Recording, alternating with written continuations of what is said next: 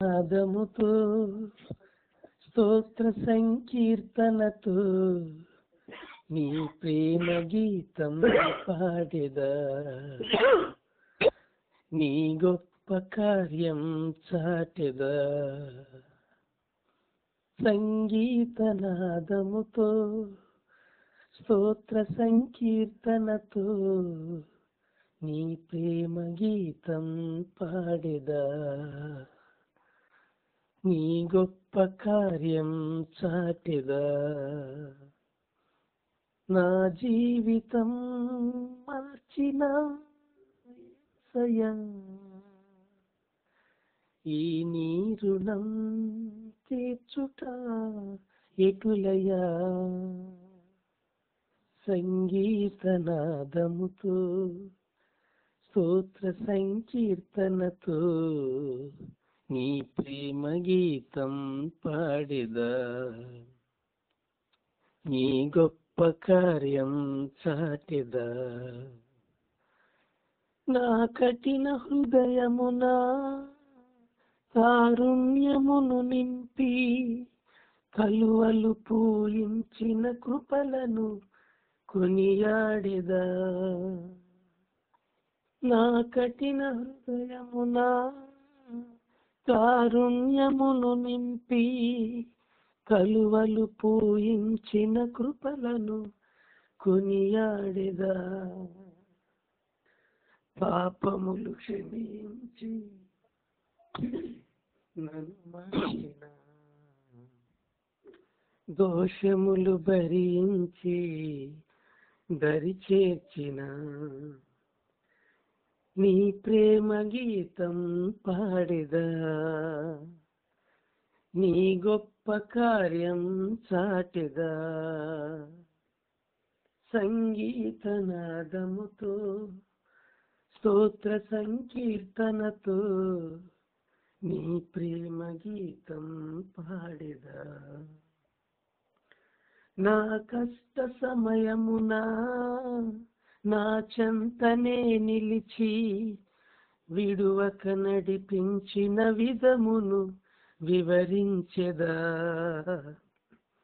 నా కష్ట సమయమునా నా చెంతనే నిలిచి విడువక నడిపించిన విధమును వివరించెదా. క్షేమమును కలిగించి నన్ను లేపిన, దీవెనలు కురిపించి కృప చూపిన నీ ప్రేమ గీతం పాడెదా, నీ గొప్ప కార్యం చాటెదా. సంగీతనాదముతో స్తోత్ర సంకీర్తనతో నీ ప్రేమ గీతం పాడెదా, నీ గొప్ప కార్యం చాటెదా. నా దుఃఖ దినములలో ఓదార్పు కలిగించి కన్నీటిని తుడిచిన క్రమమును ప్రకటించెదా. నా దుఃఖ దినములలో ఓదార్పు కలిగించి కన్నీటిని తుడిచిన క్రమమును ప్రకటించెదా. వాక్యముతో దర్శించి బలపరచిన, సత్యముతో సంధించి స్థిరపరచిన నీ ప్రేమ గీతం పాడెదా, నీ గొప్ప కార్యం చాటెదా. సంగీతనాదముతో స్తోత్ర సంకీర్తనతో నీ ప్రేమ గీతం పాడెదా, నీ గొప్ప కార్యం చాటెదా. నా జీవితం మార్చిన యేసయ్యా, ఈ నీ రుణం తీర్చుట ఎటులయా. సంగీతనాదముతో స్తోత్ర సంకీర్తనతో నీ ప్రేమ గీతం పాడెదా, నీ గొప్ప కార్యం చాటెదా. చక్కని పాట పాడి దేవుని మహింపరిచిన ప్రేమరాజు గారికి ప్రభు నా వందనాలు. ప్రసాద్ అన్న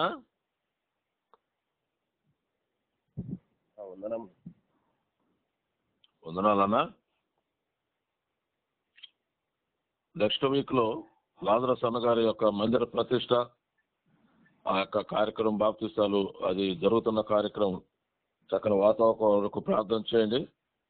అలాగే మరి తల్లిగారు అబ్రహం అన్న తల్లిగారు పింఛన్ విషయంలో ప్రార్థన చేయండి. మా మేనత్త మనవడు మరి నిన్న మన ఇప్పుడు చనిపోయారట నిన్న. అది మరి అది ఎట్లా అంటే అది ఇంకా మిస్టరీగా ఉంది, అర్థం కాలేదు. ఫ్రెండ్స్ తీసుకెళ్లి చంపేశారని అంటున్నారు, పోతే నేలలో పడి చచ్చిపోయారు అంటున్నారు. నిన్న పోస్ట్ మార్టం జరిగి చీరాలు తీసుకొని వచ్చారట ఆ బిడ్డను. వాళ్ళ కుటుంబ ఆదరణ కొరకు ప్రార్థన చేయండి.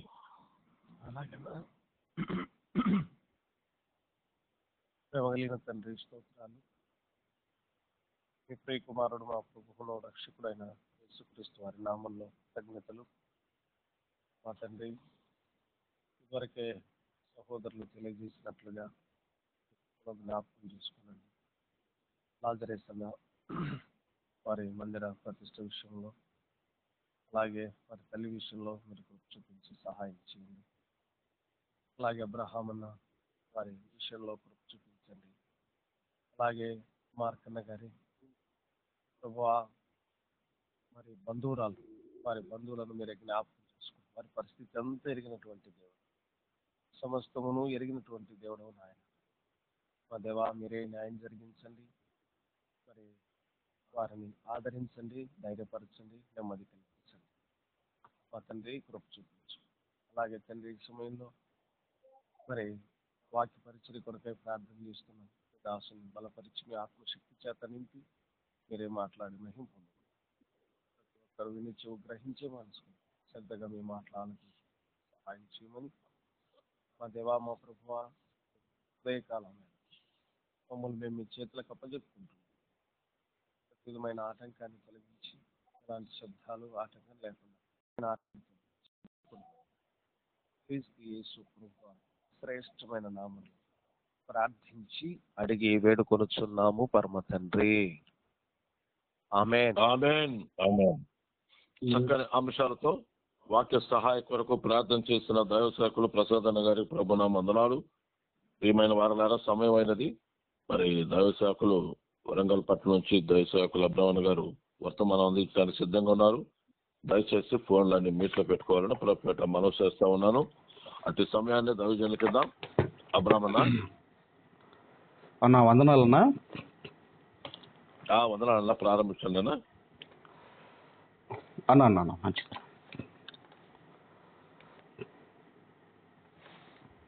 మంచిది. మరి ప్రభునందు ప్రియమైన దేవుని వారలారా,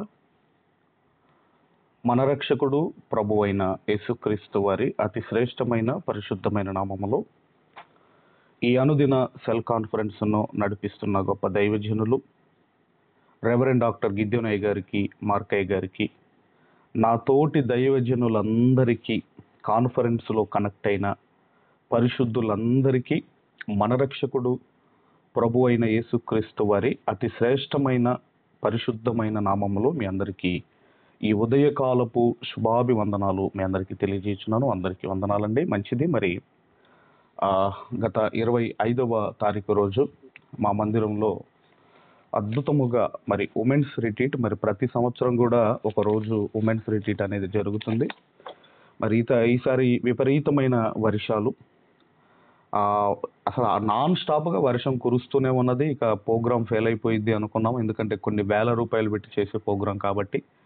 కానీ దేవుడు అద్భుతముగా జన సమూహములను నడిపించి అద్భుతముగా దేవుడు జరిగించాడు. దానికి కారణము మరి మన కాన్ఫరెన్స్లో ఎంతో మంది బిడ్డలు మరి ప్రార్థన చేశారు.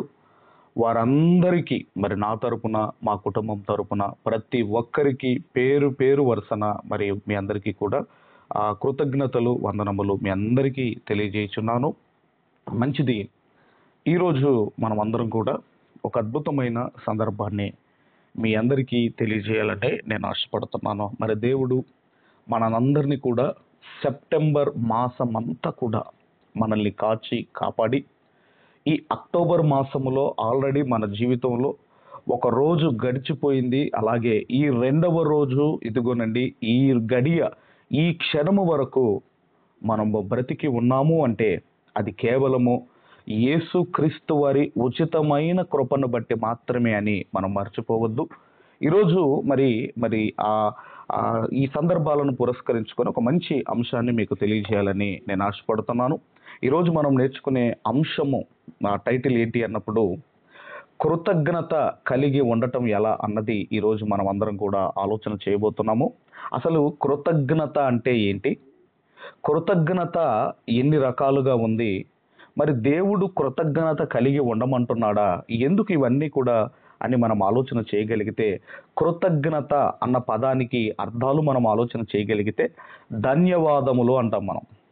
ఇంగ్లీషులోనైతే థ్యాంక్స్ అండి అంటాం, ఇంగ్లీషులోనైతే థ్యాంక్స్ అండి అంటాము.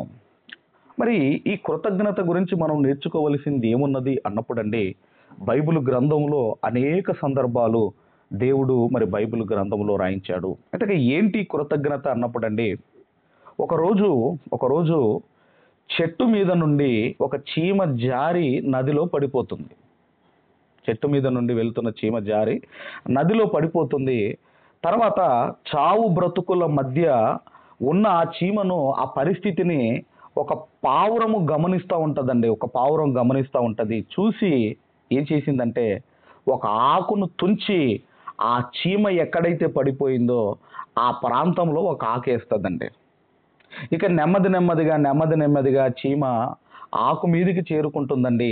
చేరుకున్న తర్వాత ఇదిగోనండి, నేను ప్రాణాపాయములో ఉన్నప్పుడు ఒక ఆకును తుంచి ఈ నదిలో వేసిన ఆ పావురానికి కృతజ్ఞతలు చెప్పి వెళ్ళిపోతుందండి చీమ. థ్యాంక్స్ చెప్పి వెళ్ళిపోతుందండి. అలా కొన్ని రోజులకి వేటగాడు పావురానికి గురి పెడతాడు. అదే పావురానికి గురి పెడతాడు.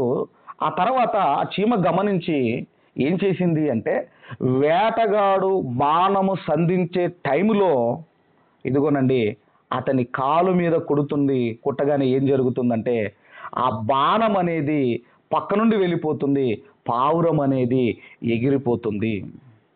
అంటే గురి తప్పుతుంది, వేటగాని బాణము గురి తప్పుతుంది.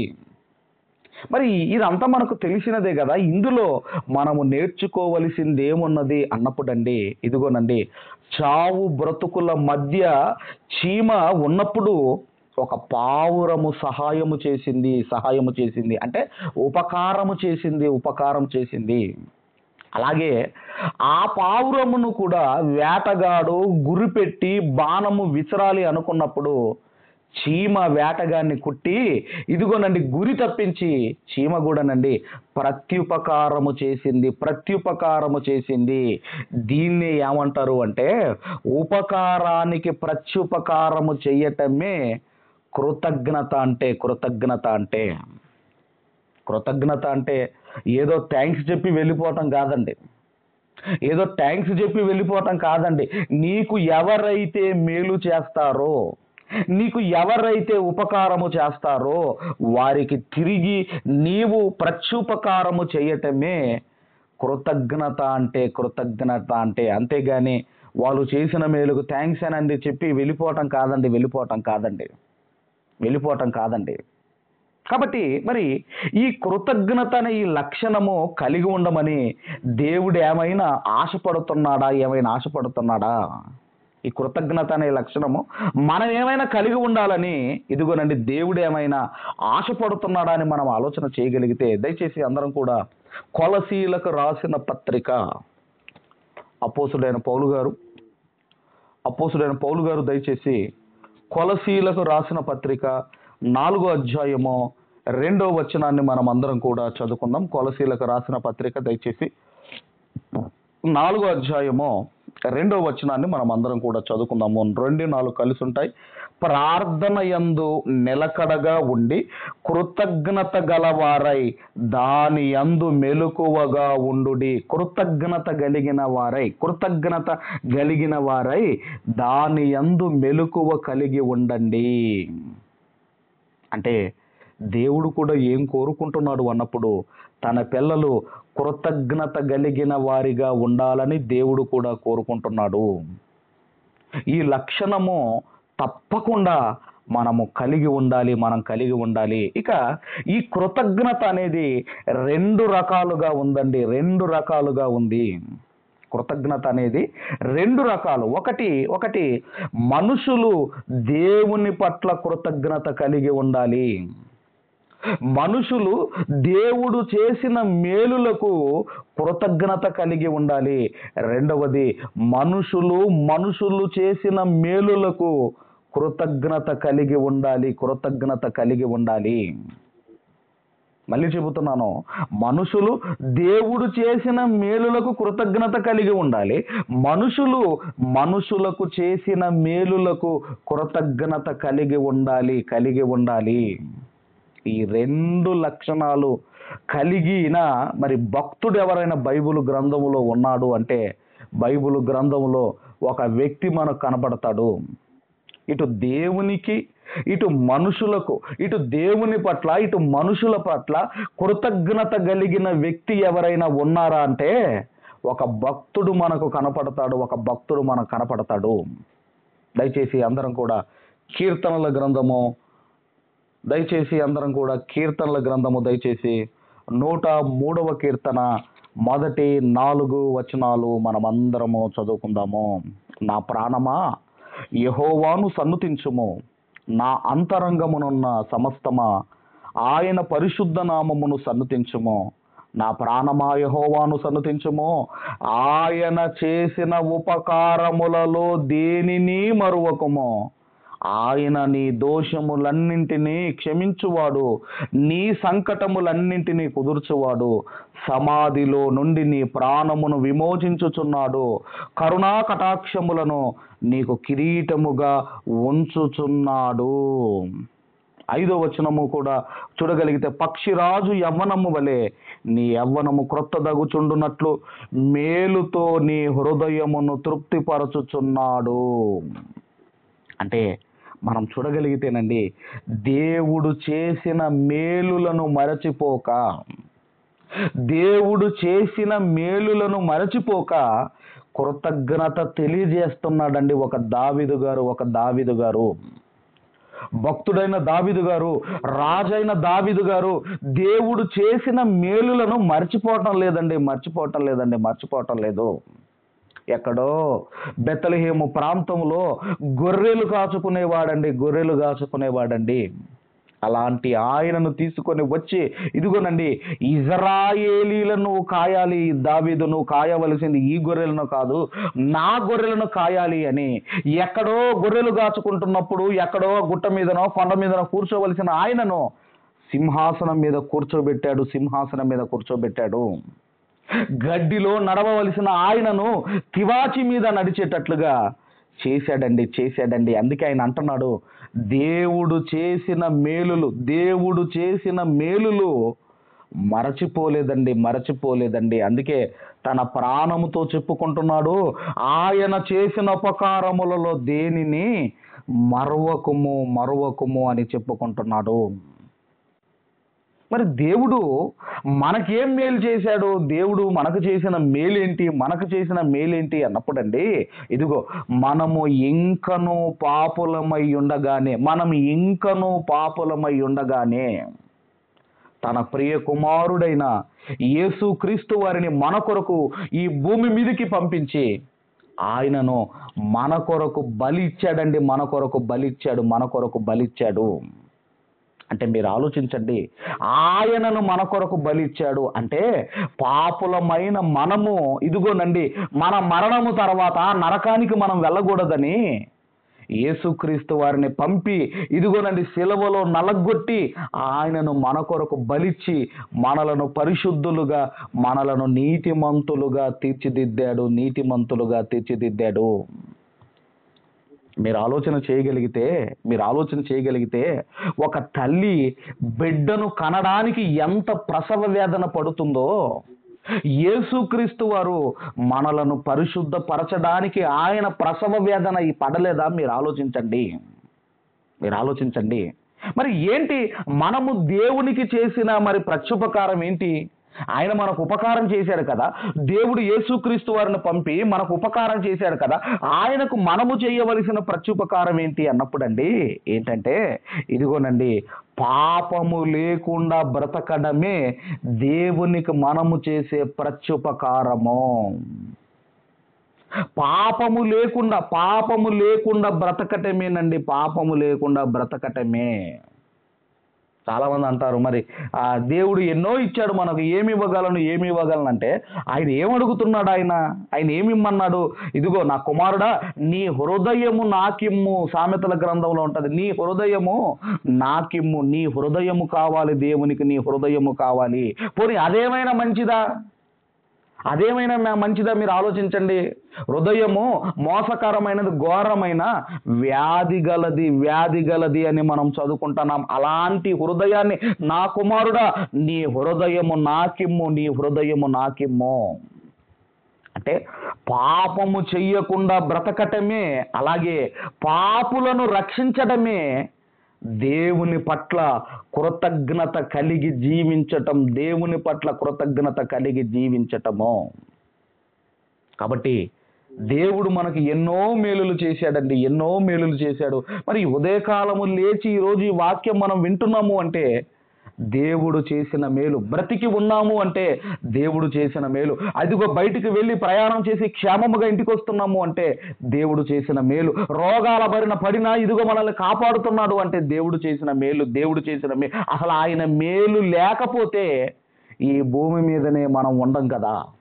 అందుకేనండి, పాపము లేకుండా బ్రతకటమే, అలాగే పాపులను రక్షించటమే కృతజ్ఞత కలిగి ఉండటము.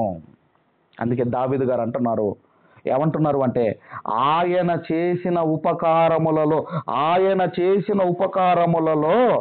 దేనిని మరువకుము.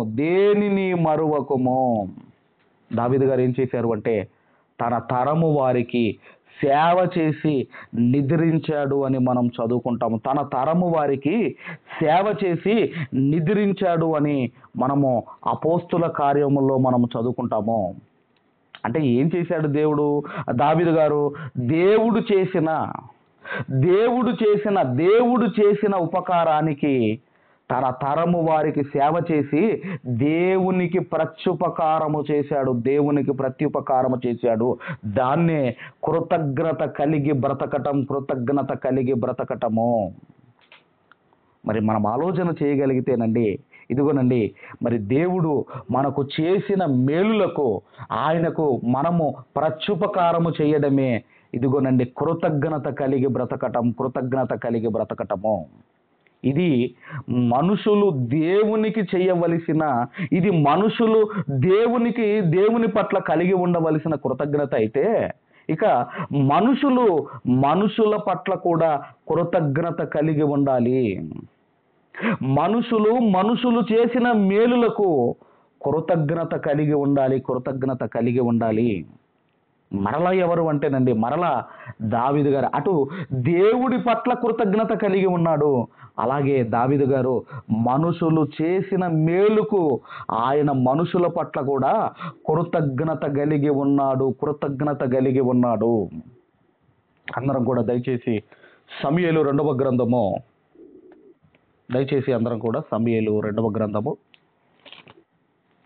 9వ అధ్యాయము దయచేసి 1వ వచనము నుండి మనమందరం కూడా మరి 7వ వచనం వరకు గల వాక్య భాగం చదువుకుందాం. యోనాతానును బట్టి నేను ఉపకారము చూపుటకు సౌలు కుటుంబములో ఎవడైనను కలడాని దావీదు అడిగెను. దావీదు గారు సౌలు కుటుంబములో ఇదిగో ఎవడైనా కలడా, ఎవడైనా ఉపకారము చూపుటకు. ఎందుకంటేనండి యోనాతాను ఎంతో మేలు చేశాడు దావీదు గారికి. యోనాతాను ఎంతో ఉపకారం చేశాడు దావీదు గారికి. అసలు ఒక రాజకుమారుడు రాజు కావాలండి. సౌలండి రాజు, ఇప్పుడు సౌలు కుమారుడు రాజు కావాలి. కానీ యోనాతానుకు ఏమర్థమైపోయిందంటే దేవుడు దావీదును ఏర్పాటు చేసుకున్నాడు అని దావీదు గారికి ఎంతో మేలు చేశాడండి, ఎంతో మేలు చేశాడు. అందుకే ఆయన అడుగుతున్నాడు, ఇదిగో నేను ఉపకారము చేయుటకు సౌలు కుటుంబములో ఎవడైనా కలడాయని దావీదు అడిగెను. ఎందుకంటేనండి ఇక్కడ సందర్భం ఏంటంటే అప్పుడు సందర్భం ఏంటంటే దావీదు గారికి ఉపకారము చేసిన వారు ఇప్పుడు కండ్ల ముందు లేరు. ఆయన ఎవరు? యోనాతాను కన్నుల ముందు లేదు. ఇప్పుడు దావీదు గారు అనుకోవచ్చు, ఆయన లేడు కదా, నాకు ఉపకారం చేసిన ఆయన చనిపోయాడు కదా, ఇప్పుడు నేనెందుకు ప్రత్యుపకారం చెయ్యాలి అనుకోలేదండి. అంటే కృతజ్ఞత కలిగిన బ్రతుకులు ఇవి. ఆయన చనిపోయాడు కదా, ఇప్పుడు నాకెందుకు, వాళ్ళ పిల్లలు నాకు చేయలేదు కదా అనుకోవటం లేదండి. ఏమంటున్నాడు అంటే వారి కుటుంబములో ఎవడైనా ఉన్నాడా అని అడిగినప్పుడు మనం ఆలోచన చేయగలిగితేనండి, మనకు ఉపకారము చేసిన వారు ఈ భూమి మీద లేకపోయినా వారి కుటుంబానికి మేలు చెయ్యాలి అని ఈ సందర్భాన్ని బట్టి మనం నేర్చుకోవాలి. అప్పుడు అడిగినప్పుడు 2వ వచనం నుంచి మనం చదవగలిగితే, సౌలు కుటుంబమునకు సేవకుడగు సిబాయను ఒకడుండగా వారు అతనికి దావీదు నొద్దకు పిలువనంపిరి. రాజు సిబావు నీవే గదా అని అడగగా అతడు నీ దాసుడనని నేను సిబాను అనెను. రాజు యెహోవా నాకు దయచూపునట్లుగా నేను ఉపకారము చేయుటకు సౌలు కుటుంబములో ఎవడైనా నొకడు శేషించి ఉన్నాడా అని అతన్ని అడగగా సిబా యోనాతానుకు కుంటి కాలు గల కుమారుడొకడు ఉన్నాడని రాజుతో మనవి చేసెను. అప్పుడు అంటున్నాడు, అయ్యా ఒకడున్నాడు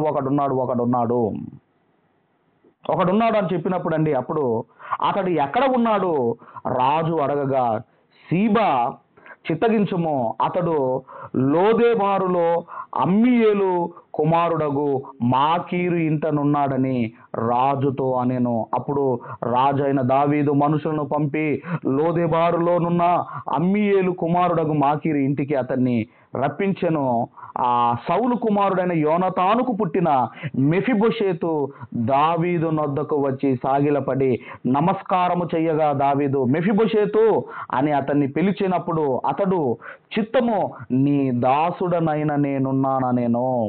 అందుకు దావీదు నువ్వు భయపడవద్దు, నీ తండ్రి అయిన యోనాతాను నిమిత్తము నిజముగా నేను నీకు ఉపకారము చూపి నీ పితరుడైన సౌలు భూమి అంతయు నీకు మరలా ఇప్పింతును, మరియు నీవు సదాకాలము నా బల్ల యొద్దనే భోజనము చేయుదు అని సెలవివ్వగా. అంటే మీరు ఆలోచన చేయగలిగితే ఒకనాడు యోనాతాను దావీదు గారికి ఉపకారము చేస్తే దావీదు గారు ఇప్పుడు యోనాతాను లేడు కదండి ఇదిగోనండి వారి యొక్క కుటుంబానికి వారి యొక్క కుమారునికి ప్రత్యుపకారము చేస్తున్నాడు. దీనినే కృతజ్ఞత కలిగి జీవించటము. అంతేగాని ఏదో థ్యాంక్స్ చెప్పామండి ధన్యవాదాలు చెప్పామండి అంటే అయిపోయినట్టు కాదండి. ధన్యవాదాలు చెప్పినంత మాత్రాన, థ్యాంక్స్ చెప్పినంత మాత్రాన అయిపోవటం కాదండి. నీవు పొందుకున్న మేలులకు తిరిగి నీవు ప్రత్యుపకారము చెయ్యటమే కృతజ్ఞత అంటే. మనుషుల పట్ల ఇదిగోనండి కృతజ్ఞత కలిగి ఉండటం అంటే ఇదిగో దావీదు గారు మనకు నేర్పిస్తున్నారు. ఒకవేళ నీకు చేసిన వాడు భూమి మీద లేకపోవచ్చు, వాళ్ళ కుటుంబం ఉంటుంది కదా, వాళ్ళ కుటుంబానికి నువ్వు మేలు చెయ్యటమే కృతజ్ఞత కలిగి బ్రతకటము అని ఈ సందర్భాన్ని బట్టి మనం నేర్చుకుంటున్నాము.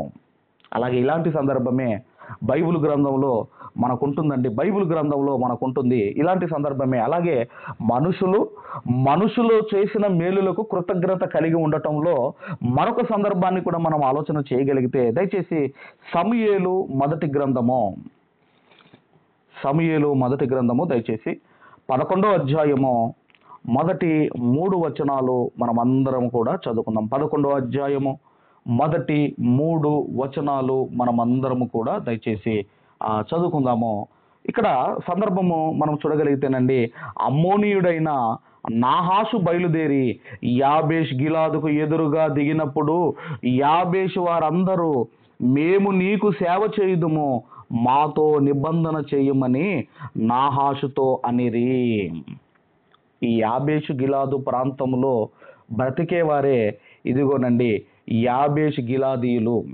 ఇది ఎక్కడుంటుందంటేనండి, సుమారుగా ఇది దగ్గర బెన్యామీనీల ప్రాంతానికి దగ్గరగా ఉండే ప్రాంతం అండి. ఇది బెన్యామీనీలు నివసించే ప్రాంతానికి దగ్గరగా ఉండే ప్రాంతము. తర్వాత వీళ్ళు బెన్యామీనులతో కొంచెం సంబంధాలు కలిగిన వాళ్ళు వీళ్ళందరూ కూడా. ఎవరంటే యాబేష్ గిలాదులో ఉన్న ప్రజలందరూ కూడా. అప్పుడు ఈ నాహాష్ అనేవాడు బయలుదేరి వచ్చి వాడు ఏమంటున్నాడంటే, ఇశ్రాయేలీలందరి మీదికి నింద తెచ్చున్నట్లు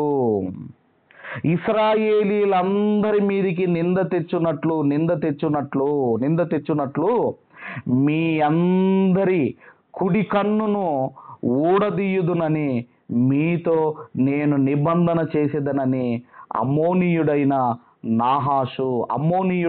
నాహాషు యాబేషు గిలాదు వారి పెద్దలతో చెప్పగా, వారు మేము ఇశ్రాయేలీల సరిహద్దులన్నింటికి దూతలను పంపుటకై 7 దినములు గడువు మాకిమ్ము, మమ్మను రక్షించుటకు ఎవరు లేకపోయిన ఎడల మమ్మను మేమే నీకప్పగించుకొందుమనిరి. ఇక్కడ సందర్భం ఏంటంటే, నాహాష్ అనేవాడు వచ్చి ఏమంటున్నాడంటే, ఇశ్రాయేలీల మీదికి నింద రావాలి. ఎందుకంటే వారి సరిహద్దుల్లో నివసిస్తున్న ప్రజలకు కనీసం వీళ్ళు సహాయము చెయ్యలేకపోయారు, వీళ్ళు కాపాడలేకపోయారు అన్న నింద ఇశ్రాయేలీల మీదకి రావాలి అనుకున్నాడండి ఈ నాహాష్ అనేవాడు. అనుకున్నప్పుడు ఇక అతను అలా మాట్లాడుతున్నప్పుడు మీ కుడికన్ను ఊడదీస్తానని చెబుతున్నప్పుడు అండి, ఆ యాబేష్ గిలాదు ప్రజలు ఏమన్నారు అంటే, మాకు ఒక 7 దినములు టైం కావాలి, ఒక 7 days మాకు ఒక టైం కావాలి, ఒక 7 days టైం కావాలి అన్నప్పుడు అండి, అలా ఏం జరిగిందంటే ఈ ఇన్ఫర్మేషన్ కాస్త సౌలుకు పంపించారు. ఇలా ఇదిగో ఇది మరి నాహాష్ అనేవాడు ఇలా మా కుడికన్ను ఊడదీస్తాను అంటున్నాడు, ఇశ్రాయేలు మీదకి నింద రావాలి అంటున్నాడు సౌలు రాజా అని చెప్పి ఎప్పుడైతే ఈ యాబేష్ గిలాదు ప్రజలు ఎప్పుడైతే సౌలు గారికి ఈ యొక్క సందర్భం లేదంటే ఈ యొక్క ఇన్ఫర్మేషన్ ఎప్పుడైతే పాస్ చేస్తారో అప్పుడండి సౌలు మొత్తం మీద నాహాషు చేతిలో నుండి యాబేష్ గిలాదు ప్రజలను కాపాడతాడు. యాబేష్ గిలాదు ప్రజలందరినీ కూడా నాహాషు నుండి విడిపిస్తాడు. ఈ 11వ అధ్యాయం అంతా మీరు చదవండి. 11వ అధ్యాయం అంతా మీరు చదివితే మీకు అర్థమవుతుంది. ఇప్పుడు ఈ యాబేష్ గిలాదు ప్రజలకు సౌలు గారు ఏం చేశారు? ఉపకారము చేశారు. ఏ ఉపకారం చేశారు? నాహాషు అనే వ్యక్తి నుంచి వారిని కాపాడాడు. ఇది జరిగిందండి. మొత్తం మీద సౌలు గారు కాపాడారు. ఇదంతా జరిగిపోయింది. ఒక 40 సంవత్సరాల తర్వాత ఒక 40 సంవత్సరాల తర్వాత మరి సౌలు రాజు అతని కుమారులు ఫిలిస్తీన్ల మీదకి యుద్ధానికి వెళ్ళిపోయి చనిపోతారు. మనందరికీ తెలుసు. వీళ్ళ శవములను ఫిలిస్తీన్లు పట్టుకొని వెళ్ళిపోయి వారి గుళ్ళల్లో అక్కడిక్కడ పెట్టడం, గోడకు తగిలేయటం, ఇవన్నీ కూడా మనకు తెలుసు. అయితే ఒక 40 సంవత్సరాల తర్వాత ఏం జరిగిందో మీరు చూడగలిగితే దయచేసి సమూయేలు మొదటి గ్రంథము, దయచేసి 31వ అధ్యాయము, సమూయేలు మొదటి గ్రంథము దయచేసి 31వ అధ్యాయము 8 నుంచి 13 వరకు మనం చూడగలిగితే, మరునాడు ఫిలిస్తీన్లు హతమైన వారిని దోచుకొని వచ్చి గిల్బోవా పర్వతం మీద పడిపోయిన సౌలును అతని 3 కుమారులను కనుగొని అతని తలను ఛేదించి అతని ఆయుధములను తీసి తమ బొమ్మల గుళ్ళలోను జనులలోను జయవర్తమానము తెలియజేయుటకై ఫిలిస్తీన్ల దేశములో నలుదిశల వాటిని పంపిరి. మరియు వారు అతని ఆయుధములను అష్టారోతు దేవి గుడిలో ఉంచి అతని మొండెమును బేత్షెబాను పట్టణపు గోడకు తగిలించిరి. అయితే ఫిలిస్తీన్లు సౌలుకు చేసిన దానిని గురించి వార్త యాబేషు గిలాదు వారు విని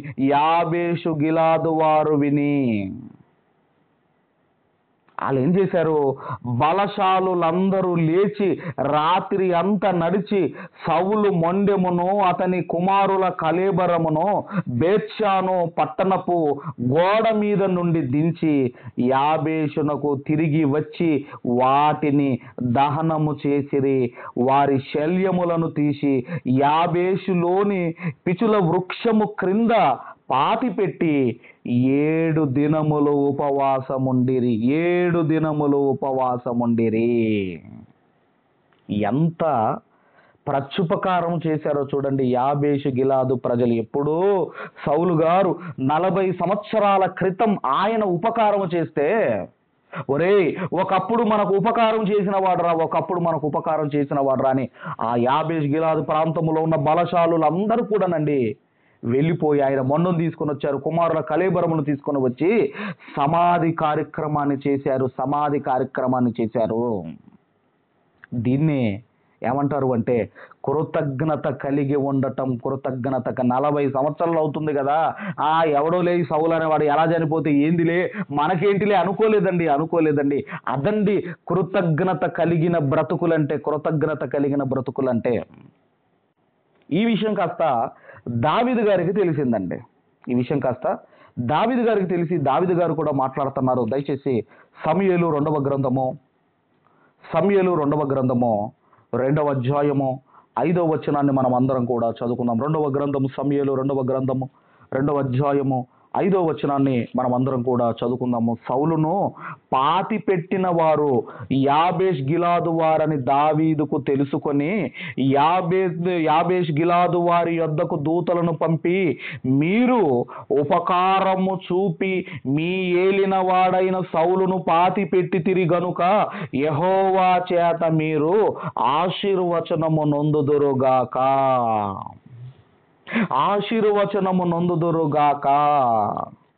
అంటే ఏమంటున్నాడు అంటే, ఒకనాడు సౌలు మీకు మేలు చేశాడు, మీకు ఉపకారము చేశాడు, దానికి ప్రతిగా మీరు ఇదిగో ప్రత్యుపకారము చేశారు. అందుకే దేవుని చేత మీరు ఆశీర్వచనము నొందుదురుగాక.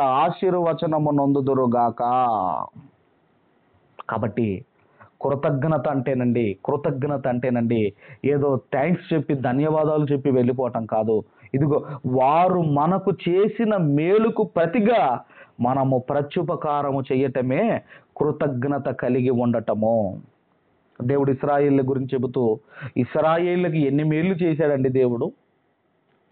చేశాడండి ఇశ్రాయేళ్లకు, వాళ్ళ గురించి చెబుతూ ఏమంటున్నాడో మీరు చూడగలిగితే దయచేసి రోమీలకు రాసిన పత్రిక అపోస్తుడైన పౌలు గారు రోమీలకు రాసిన పత్రిక 1వ అధ్యాయము 21వ వచనాన్ని మనం అందరం కూడా చదువుకుందాం. మరియు వారు దేవుణ్ణి ఎరిగియు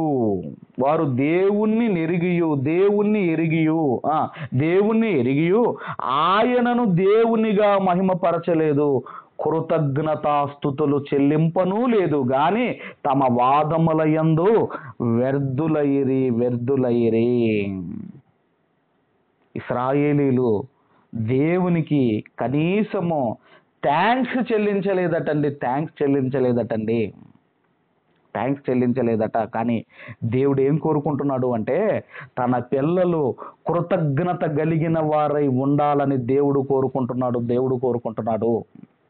కీర్తనల గ్రంథంలో కూడా దయచేసి కీర్తనల గ్రంథము 107వ కీర్తనల గ్రంథము 107వ కీర్తన దయచేసి 8వ వచనాన్ని మనం చదవగలిగితే 107వ కీర్తన 8వ వచనాన్ని మనం చదవగలిగితే, ఆయన కృపను బట్టియు నరులకు ఆయన చేయు ఆశ్చర్య కార్యములను బట్టియు వారు యెహోవాకు కృతజ్ఞతాస్తుతులు చెల్లించుదురుగాక. అంటే ప్రజలు దేవుడు చేసిన మేలులకు ఎదుగోనండి దేవునికి కృతజ్ఞతాస్తుతులు చెల్లించాలి. ఇక మరొక సందర్భం కూడా మనం చూడగలిగితే, అందరం కూడా లూకాసు వార్తలో ఒక సందర్భం దగ్గరికి మనం త్వరగా వెళ్ళగలిగితే దయచేసి లూకాసు వార్త 17వ అధ్యాయము, దయచేసి లూకాసు వార్త 17వ అధ్యాయము 14 నుంచి 16 వచనాల వరకు మనము చదువుకుందాము. 14 నుంచి 16 వచనాల వరకు మనం చదువుకుందాము. ఆయన వారిని చూచి, మీరు వెళ్ళి మిమ్మును యాజకులకు కనపరుచుకొనుడని వారితో చెప్పెను. వారు వెళ్ళుచుండగా శుద్ధులైరి. వారిలో ఒకడు తనకు స్వస్థత కలుగుట చూచి గొప్ప శబ్దముతో దేవుణ్ణి మహిమపరచుచు తిరిగి వచ్చి ఆయనకు కృతజ్ఞతాస్తుతులు చెల్లించుచు ఆయన పాదముల యొద్ద సాగిలపడెను. వాడు సమరయుడు. సందర్భం ఏంటంటే, ఒక 10 మంది కుష్ఠరోగులు యేసుక్రీస్తు వారి దగ్గరకు వచ్చి ఈ బాగుపడతారు. అందులో ఒకడు ఎలా వచ్చాడటండి? గొప్ప శబ్దంతో, 16వ వచనం, గొప్ప శబ్దంతో దేవునికి మహిమపరచుతూ తిరిగి వచ్చి ఆయనకు కృతజ్ఞతాస్తుతులు చెల్లించుచు ఆయన పాదముల యొద్ద సాగిలపడిన వాడు సమరయుడు. యేసుక్రీస్తు వారు స్వస్థపరిచినందుకు కృతజ్ఞతలు తెలియజేస్తున్నాడు. అప్పుడు యేసుక్రీస్తు వారు మాట్లాడుతూ ఏమంటున్నాడు? 17వ వచనంలో మనం చూడగలిగితే, 17వ వచనంలో మనము చూడగలిగితే ఏమంటున్నాడు అంటే, అందుకు యేసు 10 మంది శుద్ధులైరి కారా, 10 మంది శుద్ధులైరి కారా, ఆ 90 ఎక్కడా? ఆ 90 ఎక్కడా? అంటే యేసుక్రీస్తు వారు కూడా ఏమి చెబుతున్నాడు అంటే, దేవుడు చేసిన మేలుకు కృతజ్ఞత కలిగిన వారిగా ఉండాలని ఇదిగో మహనీయుడైన మన రక్షకుడైన యేసుక్రీస్తు వారు కూడా కోరుకుంటున్నారు. అందుకేనండి కృతజ్ఞత కలిగిన బ్రతుకులు మనం కలిగి ఉండాలి. ఎఫెసీయులకు రాసిన పత్రిక 5వ అధ్యాయం, దయచేసి ఎఫెసీయులకు రాసిన పత్రిక 5వ అధ్యాయము దయచేసి 20వ వచనాన్ని మనము చదువుకుందాం. 5వ అధ్యాయం 20వ వచనములో, మన ప్రభువైన యేసుక్రీస్తు పేరిట సమస్తమును గూర్చి తండ్రి అయిన దేవునికి ఎల్లప్పుడూ కృతజ్ఞతాస్తుతులు చెల్లించుచు ఎల్లప్పుడు అంటే నిద్ర లేవగానే కృతజ్ఞతలు తెలియజేయాలి. ఇదిగోనండి మనం టిఫిన్ చేస్తున్నాం, మరి లంచ్ చేస్తున్నాం, డిన్నర్ చేస్తున్నాం, బయటికి వెళ్ళి వస్తున్నాం, ప్రతి విషయంలో ఆల్వేస్ ఎల్లప్పుడూ దేవునికి కృతజ్ఞతాస్తుతులు మనము చెల్లించవారమై ఉంటున్నాము. కొలసి పత్రికలో కూడా 3వ అధ్యాయం 17వ వచనంలో కూడా మాట్లాడుతూ, కొలసి పత్రిక 3వ అధ్యాయము దయచేసి 17వ వచనము, 3వ అధ్యాయం 17వ వచనములో, మరియు మాట చేత గాని క్రియ చేత గాని మీరు ఏమి చేసిననో ప్రభువైన యేసు ద్వారా తండ్రి అయిన దేవునికి కృతజ్ఞతాస్తుతులు చెల్లించుచు సమస్తమును ఆయన పేరిట చేయుడి.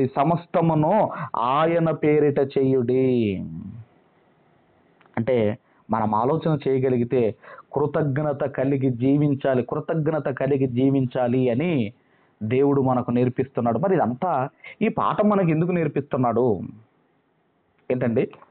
దేవుడు ఈ కృతజ్ఞత గురించి మనకు ఎందుకు నేర్పిస్తున్నాడు అంటే, చివరిగా మరి అపోస్తులైన పౌలు గారు తిమోతి గారికి రాసిన 2వ పత్రిక, అపోస్తులైన పౌలు గారు తిమోతి గారికి రాసిన 2వ పత్రిక 3వ అధ్యాయము 1వ వచనము నుండి దయచేసి మనము మొదటి 2 వచనాలు మనం అందరం కూడా చదువుకుందాము. అంత్యదినములు అంటేనండి, ఇప్పుడు మనం అందరం కూడా బ్రతుకుతున్న దినాలు అంత్య దినములు. ఇవి ఎప్పుడు ప్రారంభమయ్యాయి అంటే, యేసుక్రీస్తు వారి రాకడతో అంత్య దినములు అనేటివి ప్రారంభమయ్యాయి. అందుకే హెబ్రీ పత్రికలో అంటాడు, ఈ దినముల అంతమందు తన కుమారుని ద్వారా మాట్లాడాను. అంటే ఇప్పుడు మనం అందరం కూడా ఏది అంటే ఎప్పుడు ప్రారంభమైంటే యేసుక్రీస్తు వారి ఆ రాకడతోనే ప్రారంభమయ్యాయి. ఇప్పుడు మనం అందరం కూడా అంత్య దినములు, చివరి దినములలో బ్రతుకుతున్నాం. మనం అందరం కూడా ఈ అంత్య దినములలో అపాయకరమైన కాలములు వచ్చునని తెలుసుకొనుము. అపాయకరమైన కాలములు అంటే వెదర్ గురించి కాదండి, క్లైమేట్ గురించి కాదండి, చలికాలమో ఎండాకాలమో వర్షాకాలమో వీటి గురించి కాదండి. కాలములు అంటే వేటి గురించి అంటే 2వ వచనంలో ఏలయనగా మనుషులు స్వార్థ ప్రియులు, లవర్స్ ఆఫ్ దెమ్సెల్వ్స్ అని ఉన్నది. స్వార్థ ప్రియులు, స్వార్థము. తర్వాత అంటున్నాడు ధనాపేక్షులు, ఒకరిని మోసం చేసి వీళ్ళు సంపాదించుకోవటం తెలివి అంటున్నారు. ధనాపేక్ష సమస్త కీడులకు మూలం అని చదువుకుంటాము. బింకములాడువారు, అహంకారులు, దూషకులు, తల్లిదండ్రికి అవిధేయులు, కృతజ్ఞత లేనివారు అపవిత్రులు. ఈ అంత్య దినములలో మనుషులు ఎలా ఉంటారు అంటే కృతజ్ఞత లేని వారిగా ఉంటారు. ఈ అంత్య దినములలో ఈ పాఠము దేవుడు మనకెందుకు చెబుతున్నాడు అంటే ఈరోజు మనం అందరము కూడా అంత్య దినములలో మనం బ్రతుకుతున్నాము. ఇదిగోనండి, ఈ అంత్య దినముల్లో మనుషులు ఎలా ఉంటారు అంటే కృతజ్ఞత లేని వారిగా బ్రతుకుతారు. కానీ దేవుని పిల్లలమైన మనము కృతజ్ఞత కలిగిన వారిగా ఉండాలి. ఒకవేళ మనకు మేలు చేసిన వారు భూమి మీద లేకపోయినా వారి కుటుంబానికి మనం మేలు చేయాలి. దేవుడు మనకి ఎంతో మేలు చేశాడు. ఆ దేవునికి మనం చేసే మేలే పాపము లేకుండా బ్రతకటము.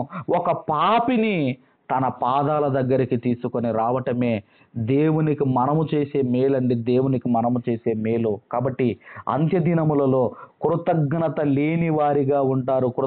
ఎవరిని మనం ఎక్స్పెక్ట్ చేయడానికి లేదు. ఒకవేళ మీరు ఏదైనా సాయం చేస్తున్నారా, అతను తిరిగి నాకు సహాయం చేయకపోయినా పర్వాలేదు, నేను సహాయం చేస్తాను అని అనుకుంటే మనం సాయం చేయాలండి. ఎందుకంటే వాళ్ళు చేస్తారో చెయ్యరో అనేది సెకండరీ. అది ఎలా మారిపోతున్నారంటే ఈరోజు సమాజాన్ని మీరు చూస్తూనే ఉన్నారు ఎలా మారిపోతుందో.